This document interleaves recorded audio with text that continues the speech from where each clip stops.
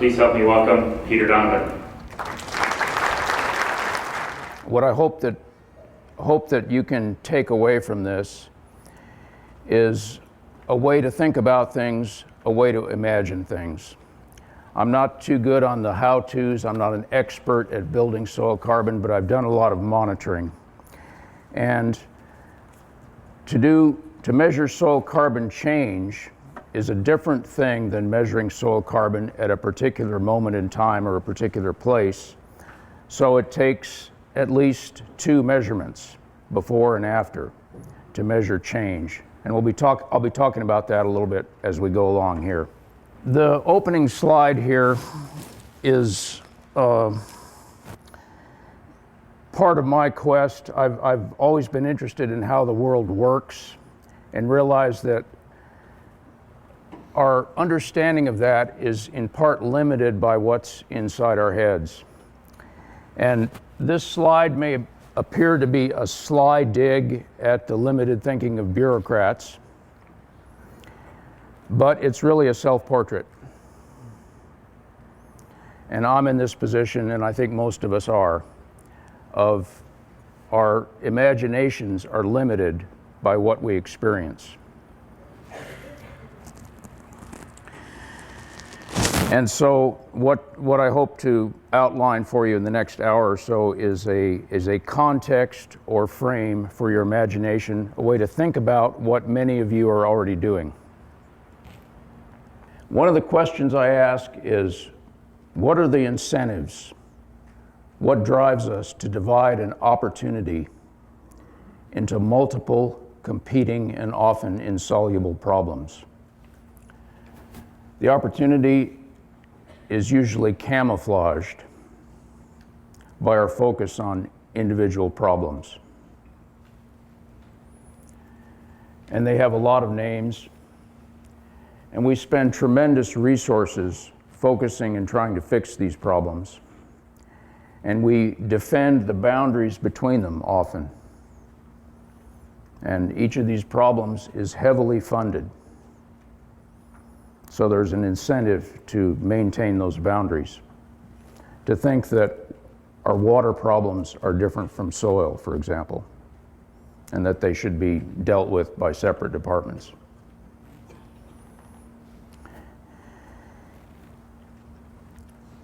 So some of the questions I want to ask today are, what are the incentives that keep us in this situation? What are the driving forces? What are the habits? What are the limits of our imagination? And also, how do we recognize leadership in the opportunities?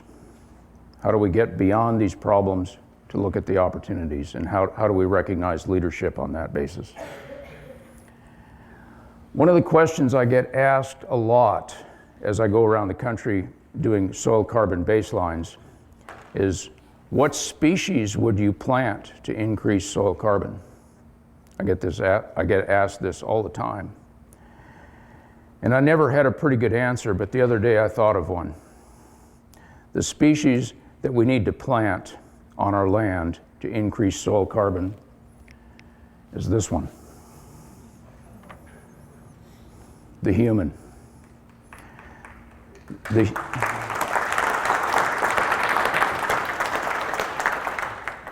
The human manager with imagination and creativity, as well as knowledge, but imagination and creativity and the willingness to learn and the willingness to observe.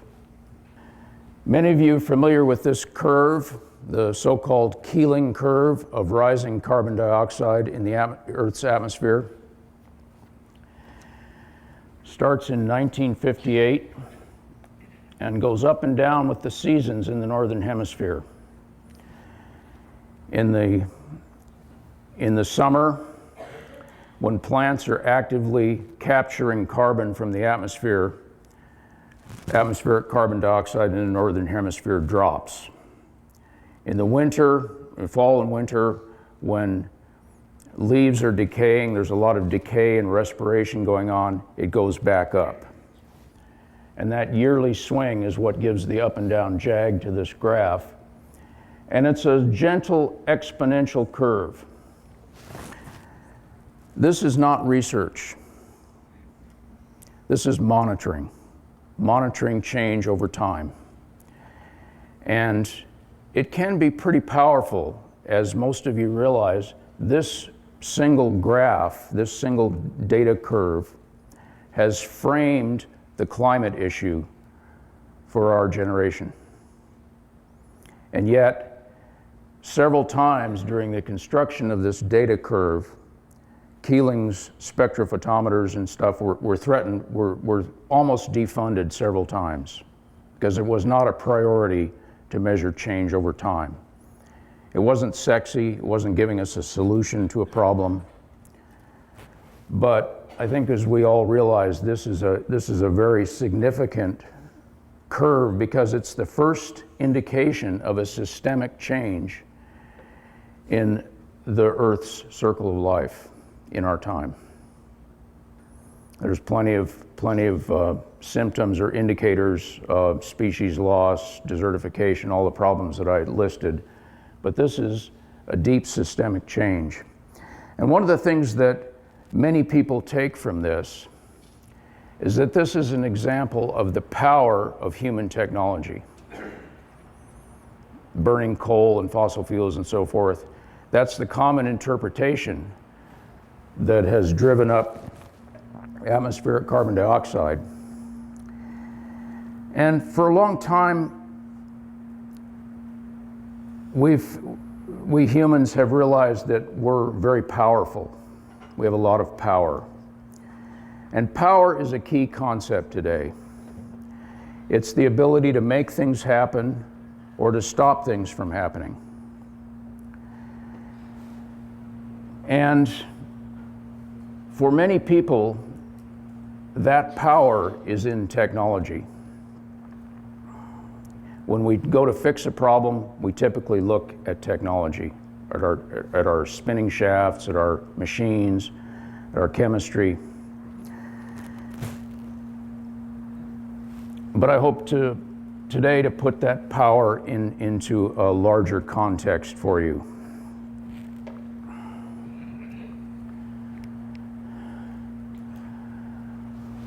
On Earth, almost all power comes from the sun.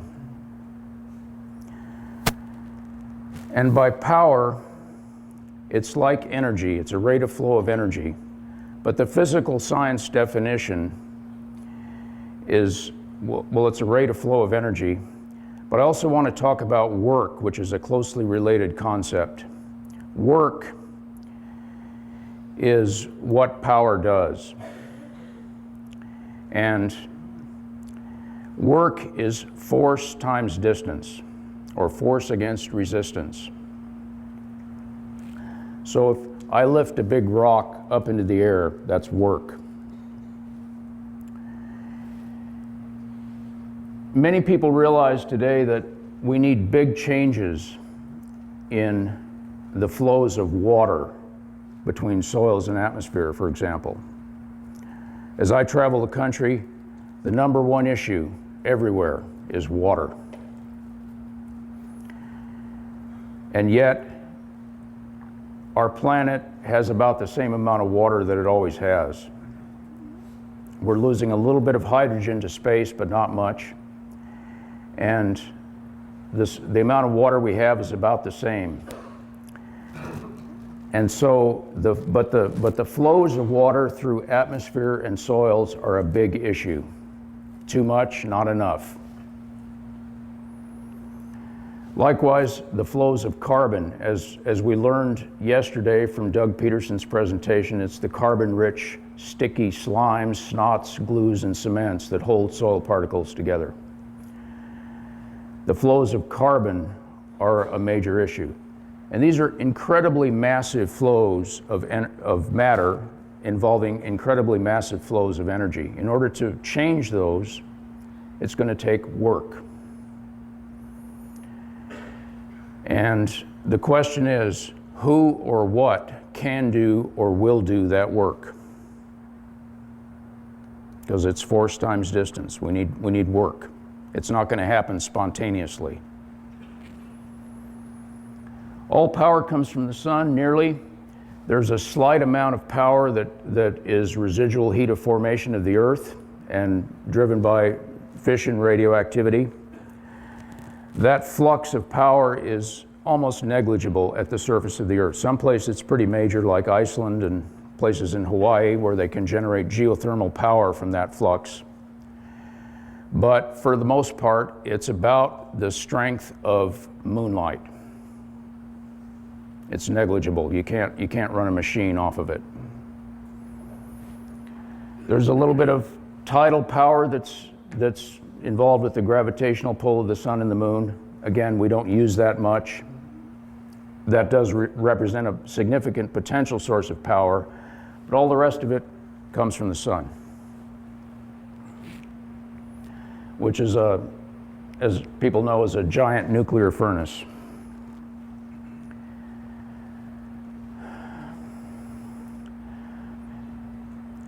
James Watt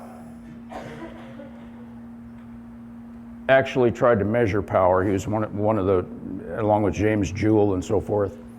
But he measured power. He took a brewery horse, and that brewery horse could lift 180 pounds, 180 feet in 1 minute. That's a rate of energy delivery, a rate of work, if you will. And that became a horsepower. And a horsepower, by the way, is equivalent to about 746 watts, which is also a unit of power. I'm just trying to focus on power here. And our human metabolisms, the average human metabolism runs at about 100 watts. So we can think of each of us as a 100 watt or slightly more than a 100 watt light bulb running all the time. That's our human use of power, and it is solar power. We get it from the food we eat.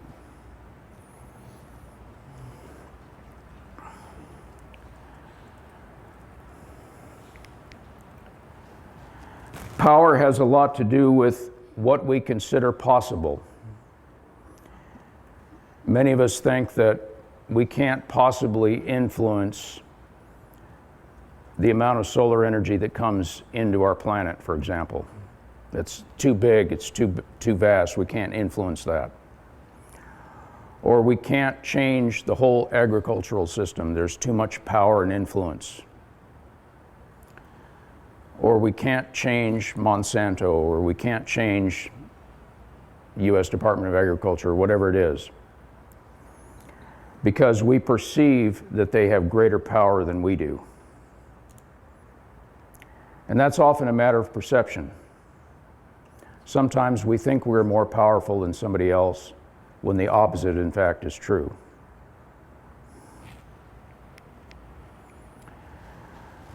So, to put this in context, I'm going to go through a thing I called 7 generations of sunlight, because all power pretty much comes from the sun. And it resembles the first part of Genesis, let there be light. So we start with sunlight. What comes in through the top of the atmosphere, what enters the top of the atmosphere from the sun, is a very big number of watts. Lots of zeros and big long number. In order to put this into a human context, I'm going to call this horsepower per acre, because I think that's something that most of us can understand.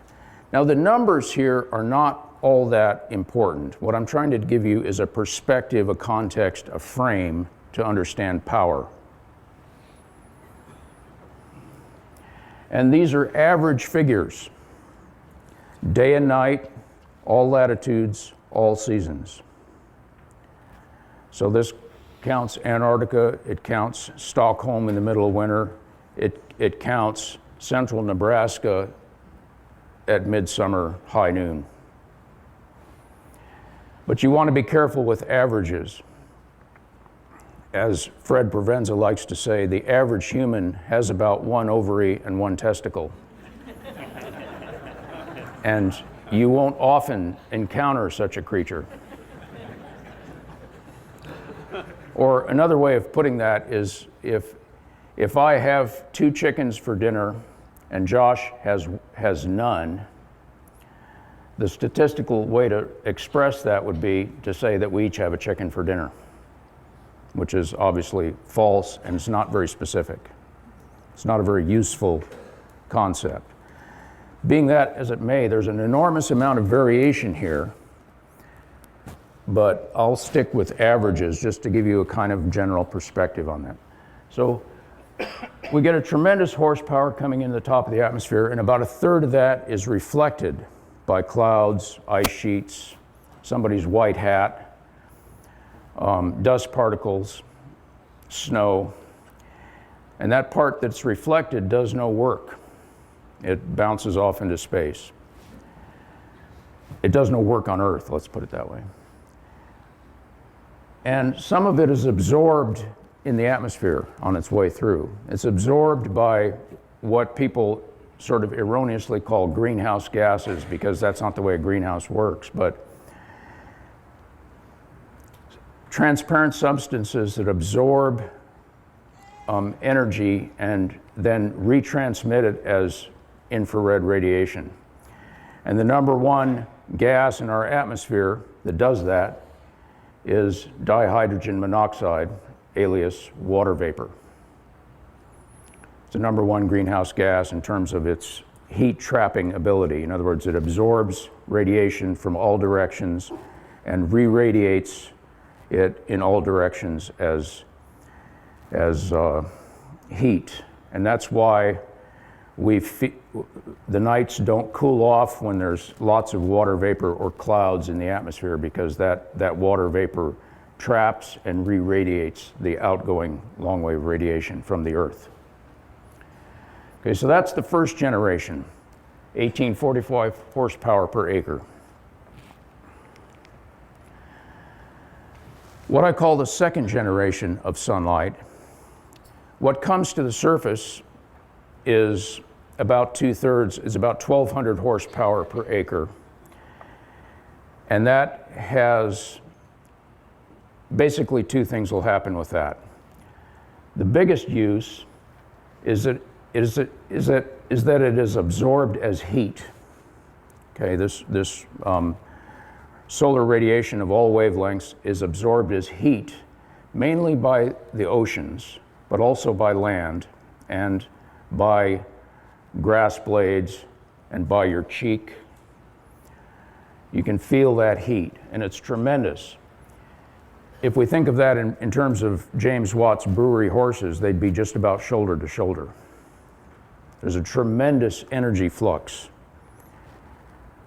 to the surface.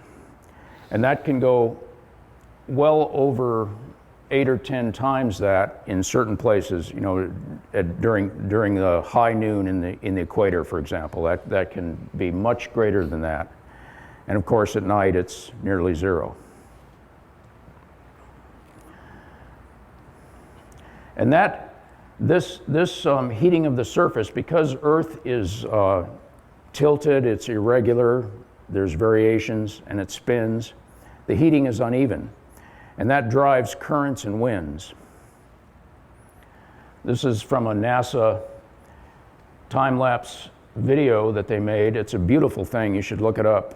It's time-lapse of ocean currents based upon actual data, not just somebody's invention or artistic license. And it's a beautiful animation. One of the reasons I like to show this is because it's a preview of the complexity that happens when solar energy reaches the Earth, how it's used. It's almost chaotic and ungraspably complex eddies and whorls.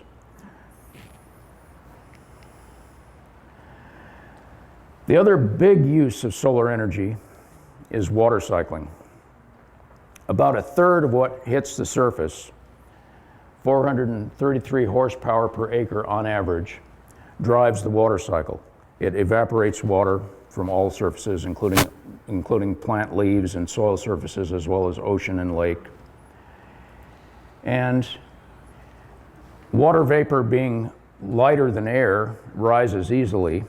when it cools, it condenses. And when it condenses, it falls. And over the oceans, that cycle doesn't leave much of a history. As water evaporates, forms clouds, and then rains back into the ocean, it's not very creative in a sense. It doesn't leave a history.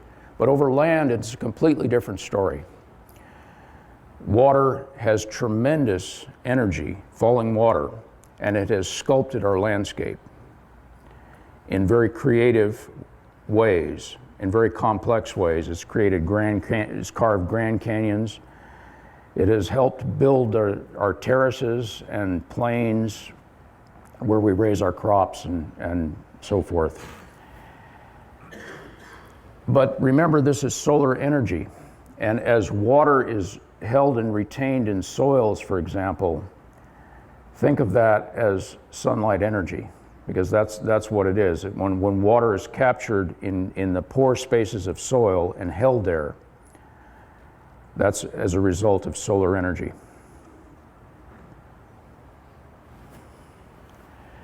So that's generation number 3, as it were.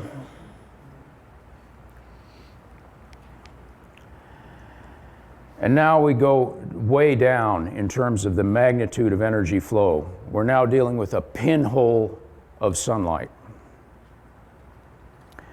And that is captured chemically by green plants in photosynthesis.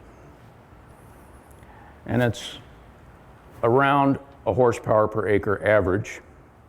In some places that's much greater, in a cornfield in a midsummer noon, or in a Brazilian sugarcane field, much, much greater.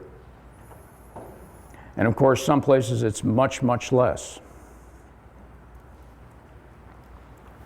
But this tiny energy capture compared to water cycling and heating has transformed our planet. It has oxygenated the Earth's atmosphere, which has enabled us to keep our water. Very likely on Mars, without an oxygen atmosphere that forms ozone, that protects from ultraviolet radiation, most of the hydrogen and oxygen of Mars's water was probably dissociated by the ultraviolet radiation. The hydrogen escapes into space, and so you have no water.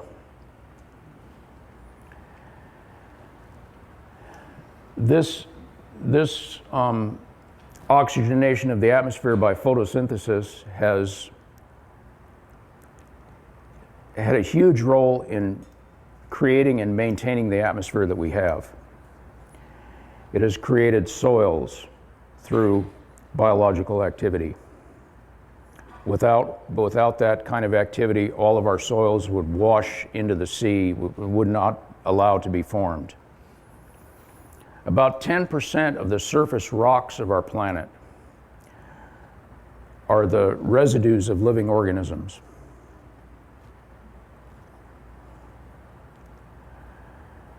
And very likely the chemistry of the ocean is governed in large part by the activities of life.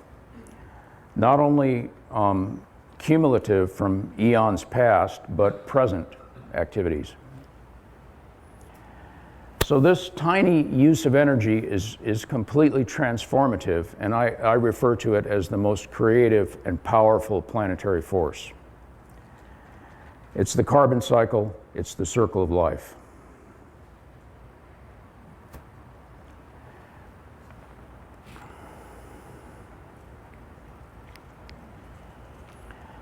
And this is not a recent discovery by science. It was fairly well understood in the 1840s and earlier.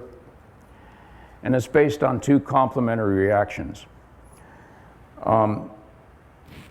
Photosynthesis, capturing in other words, using sunlight energy to split water, releasing the oxygen in the atmosphere, using the hydrogen and combining that with the carbon and oxygen from captured carbon dioxide, creating sugars. And in turn, billions of proteins and all the enormous creativity and diversity of life. And the opposite part of that is the respiration reaction, pretty much the opposite of photosynthesis, where you take sugars and with an enzyme, or if it's outside the cell with a match or lightning, you create the opposite reaction. You disassemble sugars into carbon dioxide and water, and you release energy. And that's the energy that's driving every thought and feeling, every twitch of an eyelid that we have. And it's from sunlight.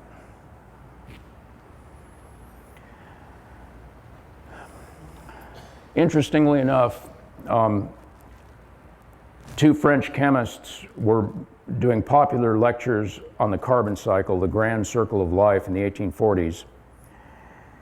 And they said, they were telling audiences that, in fact, we don't come from Earth, we come from air. That plants and animals alike are the offspring of the air, and we come from air and we return to air. And the agricultural chemist Justus von Liebig, of course, used this information to discredit the old humus theory of plant nutrition, which held in some form that plants took carbon from the soil, and said, that's bunk. Plants take carbon from the atmosphere. That way we don't have to worry about carbon. Plants get it free from the air. What we need to concentrate on is nitrogen. And Liebig set the foundation for our sort of modern agriculture, which is focused on limiting nutrients, such as nitrogen, potassium, phosphorus. And those became the money ingredients. And carbon became, if you will, almost a waste product. So a lot of people still around the world today burn crop residue, we burn logging slash, we get rid of that stuff back into the atmosphere.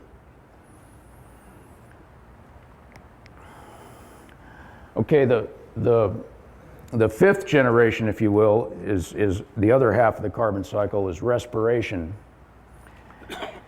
And this is somewhat less than a horsepower per acre. The difference being what carbon is, held long-term in soils, for example, or becomes fossil fuels, algae and peat and so forth being compressed with heat and much time becoming fossil fuels. And this is surprisingly complex, this respiration form. And one of the main things that I think it results in, which is not something we usually think of when we think of respiration, is that it's the activity of knowing, of cognition, if you will. And by knowing, I don't mean something that only happens in a brain or a nervous system. Bacteria, quote unquote, know which side of a glucose gradient they need to move to. They have receptors on both ends of rod bacterium that can make that detection. Plants know environmental factors in real time, such as salinity, pH, day length, temperature, all of the hundreds of things. They respond in probably programmatic ways to this, but it's still a way of interacting with their environment. And there's tremendous diversity about this. Most living organisms spend enormous amount of energy passing on this knowledge, if you will, to their offspring. Whether it's encoded in genetics or epigenetics or whatever it is, we spend a lot of time and energy passing on this form of knowing. And this is, all of it is solar powered. Now humans and probably some other, possibly whales and dolphins, I don't know, I don't want to split hairs about it, but have the capacity, the faculty of knowing that we know, being conscious. And one of the evidences for this is that we use language. which isn't just a signal, it's actually a statement about what we're thinking and feeling and believing. And the real evidence for this is that we talk to ourselves all the time. And what we do is we formulate and adhere to beliefs. We can state what we believe or what we think we believe. And in comparison with the other generations of sunlight, that's a tiny, tiny horsepower per acre on average. Horsepower in this room right now is much, much greater because we have a lot of people in a small area. And by the way, if the average human runs at about 100 watts, about 20% of that is our brains. And of course, most of that activity is obsessive, repetitive, and so forth, but there is it's solar energy.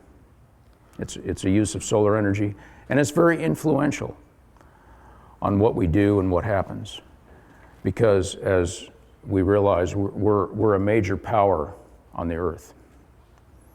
People disagree about whether that's a good or a bad thing, but there can be no denying the fact that once humans became a bunch of intelligent nests, if you will, with the ability to communicate and share beliefs, share knowledge, that we were able to modify our environment with purpose and anticipation. Plenty of other animals modify their environment, but humans can do it with purpose and anticipation, which has given us incredible power and influence.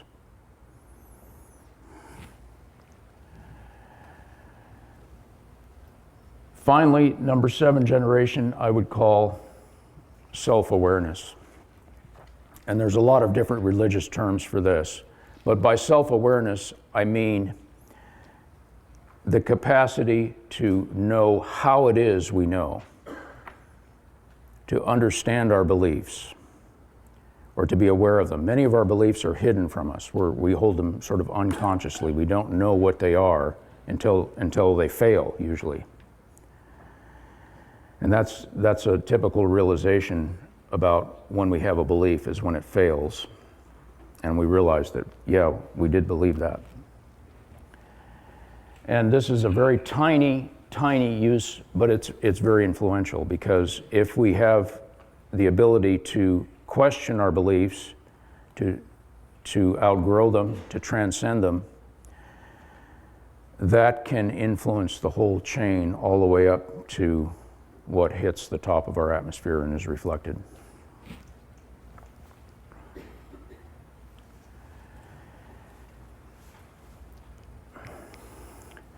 This is kind of a detailed slide, but this summarizes what I call the 7 generations.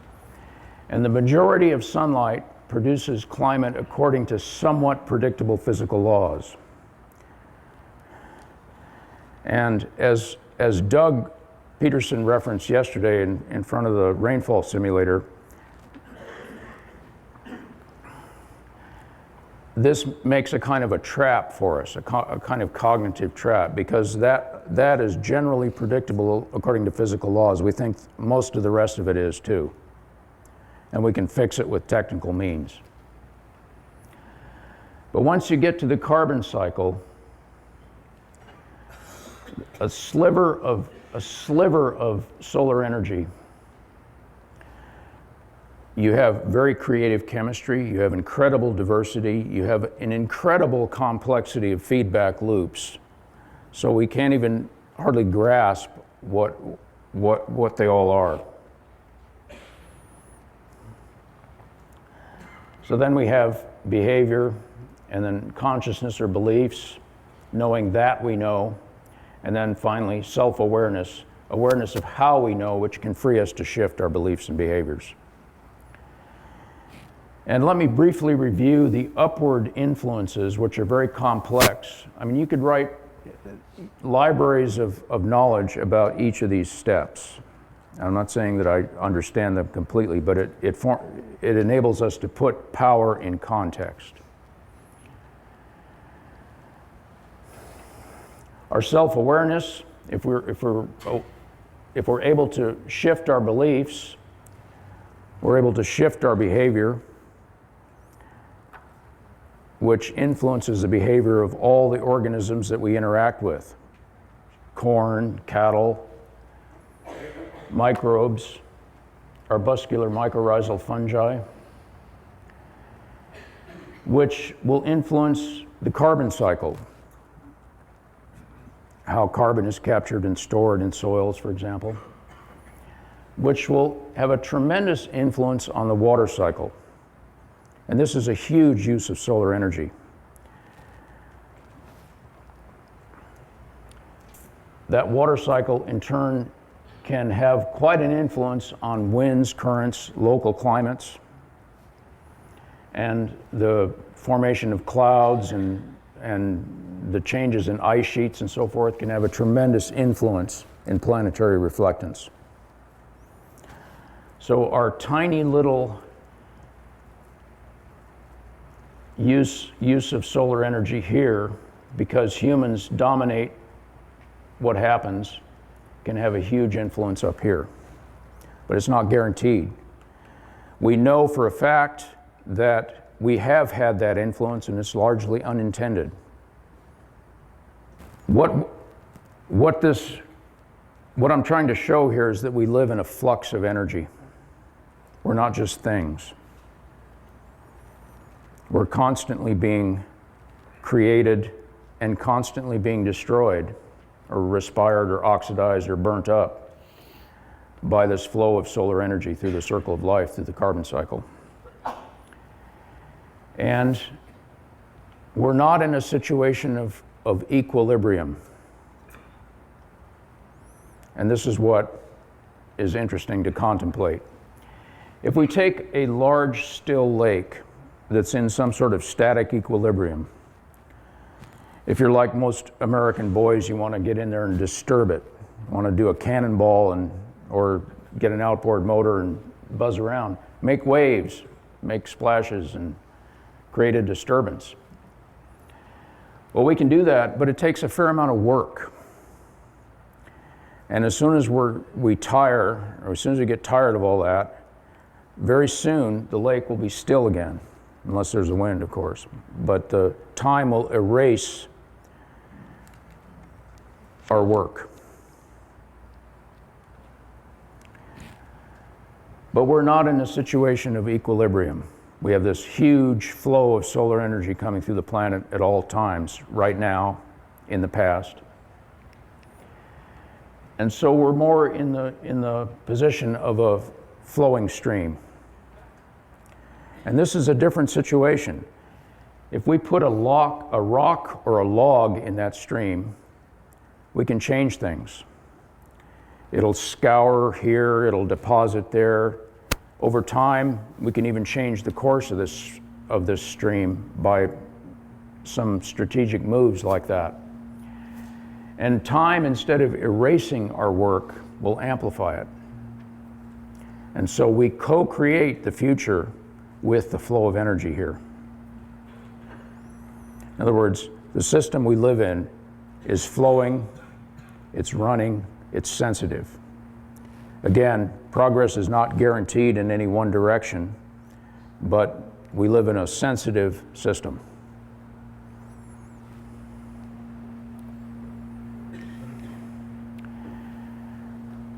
And the lesson I draw from this is that creation is now. Certainly, what happened in the past has a cumulative influence, but creation is now. What we're doing right now, today, has a great implication for the future.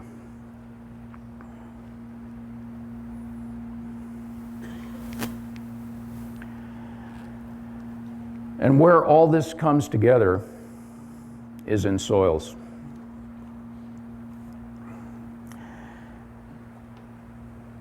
This is probably not true of most farmers, but for our society as a whole, we see soils as possibly the inert dance floor or stage in which the important things occur, on top of which the main show occurs, of corn stalks, buildings, roads, vehicles, people, animals. And the more inert it is, the better. That's kind of our society's view of soil. But in fact, it's the hub of an enormous flow of matter and energy. It may appear to be fairly stable and inert, but it's a seething flow of matter and energy. On the left, it's the hub of the terrestrial carbon cycle. You know, oceans and rocks contain much more carbon than soils do, but they're not tremendous participants in active carbon cycling. Soils are the main hub, air and plants are the other part. And these diagrams are simplified. We have carbon cycling on the left here. Fuzzy boundaries are made sharp, and a lot of the minor flows, such as, for example, our burning of fossil fuels, are left out of this diagram. But these are the major flows of carbon. We have photosynthesis going into plants. We have plant respiration going back into the air. We have tremendous amount of carbon from plants going into soils, as was mentioned yesterday. One of the primary paths of this is the root exudates and the microbial processing and soil respiration that returns much, sometimes more than what is taken in, sometimes less than is what is taken in back into the air. On the right, we have water cycling, and the size of these pools of water, as it were, are roughly proportional to the order of magnitude of the size. Soil moisture, by that I mean capillary vadose zone plant available moisture, is a huge reservoir of water and also of solar energy. Remember that the water retention in soil pores is driven by the sun, because rain comes in, soil infiltration. The aggregates, as Doug pointed out, are built by photosynthetic activity in the main through generations of microbes and fungi and so forth. And that's the hub of this system, because that recharges the aquifers. It enables the plants to grow. And soil moisture is the single most important reservoir for human life, because it enables us to grow crops and forages and so forth.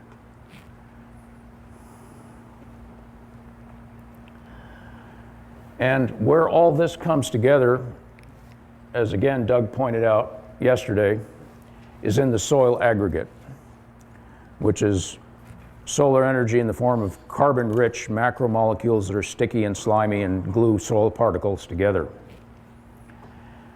And it's difficult to picture this because it occurs at so many different scales. I've tried to draw a root hair there, a root tip, and large particles, small particles of clay, mycorrhizal hyphae, nematodes, various organisms, and so forth.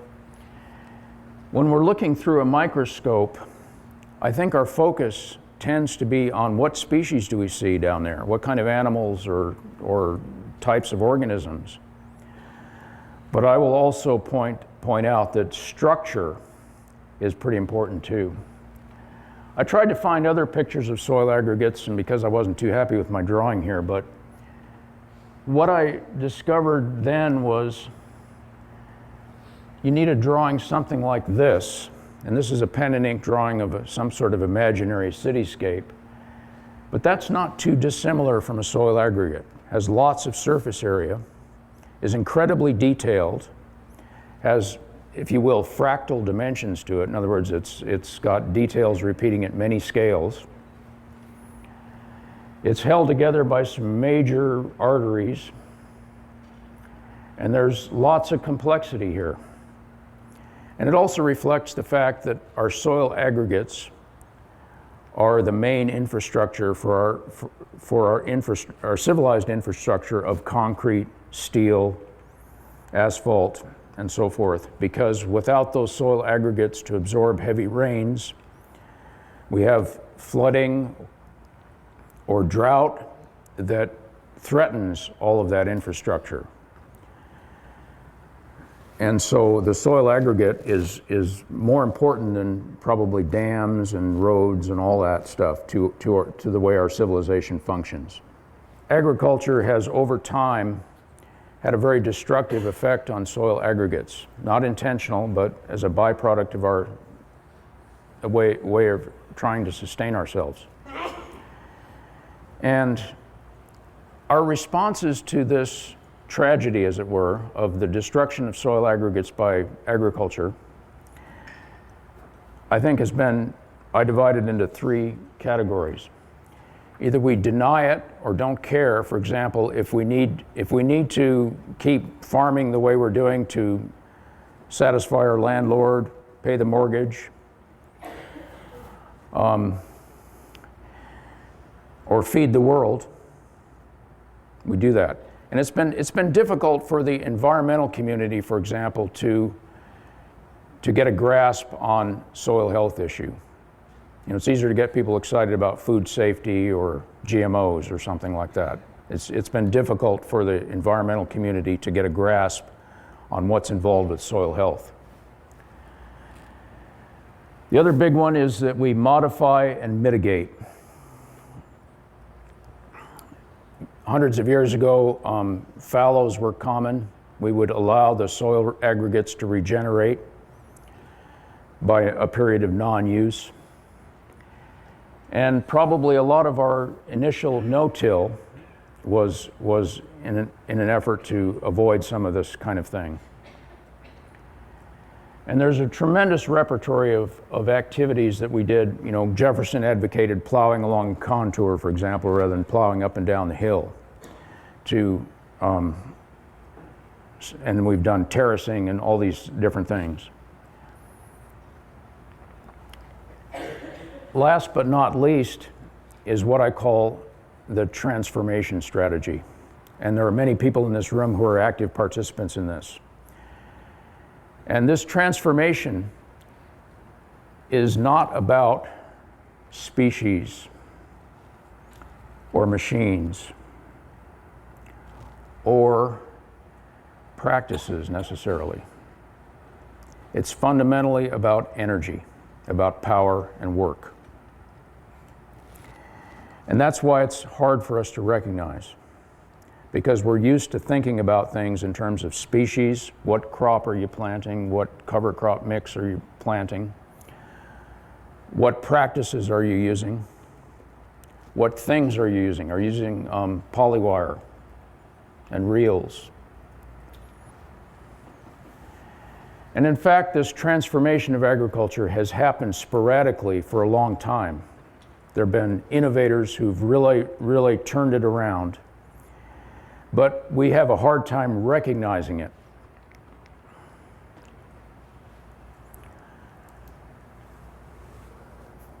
We have reasons being that we don't understand what's going on.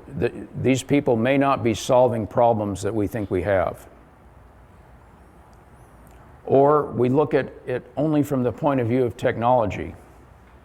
They're using electric fence, not realizing that some people are using holistic planned grazing, which is a completely contextual and systemic approach to the harvest of sunlight. Or we have institutions that don't recognize this transformation as it has occurred here and there because they don't know how to implement it. They don't know how to programmatically deliver it to a wide audience. And so we have a lot of assets, but they may not be familiar or recognizable.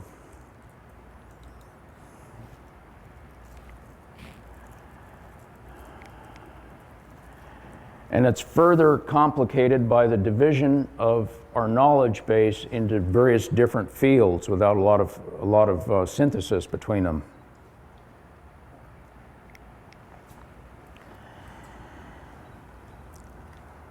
So I think the key point here is that agriculture has transformed itself, is transforming itself, can transform itself by focusing on energy, power, and work rather than species, machines, tools, or practices. And that's very confusing for many of us and for the public at large, because we focus, you all know that the public focuses on what we don't want, as Greg Judy says yesterday. We manage against what we don't want. We're deeply trained with that, and our institutions are totally incentivized by that. That's the way we fund them.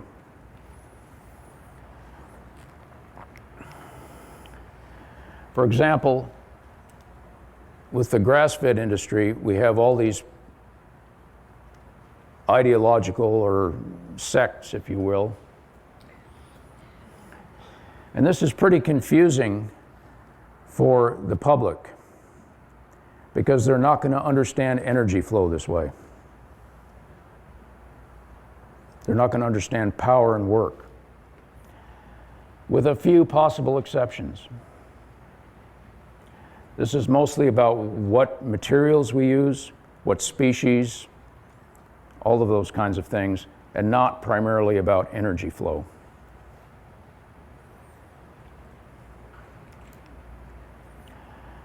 A little bit about our Soil Carbon Challenge, which attempts to focus on energy flow. And Soil Carbon Coalition, as was mentioned, was started by Terry Gompert and Abe Collins and myself. And in a sense, it's not got the right name because it's named after substances, soil, carbon. And these substances have a lot to do, as I think we all see, with energy, with work, with power. But it's not really the right frame. The right frame, I believe, is energy, power, and work. That's how agriculture is and can transform itself. That's the opportunity that we have to change the flows of carbon and water on our own farm, in our communities, in our watersheds, in our states, in our nation. Here's one of the first remeasurements I did last summer. Got a 23% or so relative increase in carbon in the top layer of soil that I tested. This is in Northeast Oregon. Tony and Andrea Momberg using holistic plan grazing in this case after 23 years of CRP, mainly with a smooth brome monoculture. Increased diversity as well. This is all on our map. The URL you can see at the top. Just to solve all our problems, we need to enlist this. And I think that's what many of the people at the Grassfed Exchange are about harvesting solar energy, marketing it, and selling it. And in order for this, how do we organize this shift? I think the emphasis on ideology, on practices, on machines, on problem solving is somewhat misplaced. I think we have a much better chance at framing it in terms of solar energy capture, because that's the big opportunity to shift the flows of water between soils and atmosphere, and also carbon, which has a tremendous influence. One of the things we're doing with the Soil Carbon Coalition, we're not trying to organize a movement in terms of this is what you've got to do, these are the practices. We're not a carbon credit scheme at all. We want to help people understand and manage toward what they want and need, which we think is more soil organic matter. There are lots of ways to do this: water infiltration, water quality, photosynthesis from the satellites, measuring change over time, and all of these things. And including such as gain in pounds of beef per acre. What's the trend in that? Are you gaining or losing? Or if you're in a limited rainfall area such as California or someplace, pounds of gain per acre, per year, per inch of rainfall, or per dollar of input value. These are very simple things. Most people can understand these, and these reflect the work of the biosphere. In order to organize this and help society as well as individual producers understand this, we've got our map of soil carbon change, again, open data. We encourage people to get involved and to make it more of a regional thing. We want a rich data set, and it's all about possibility for us to see this opportunity. We all depend and ride in a sense on the work of green plants, on the work of the biosphere. Thank you.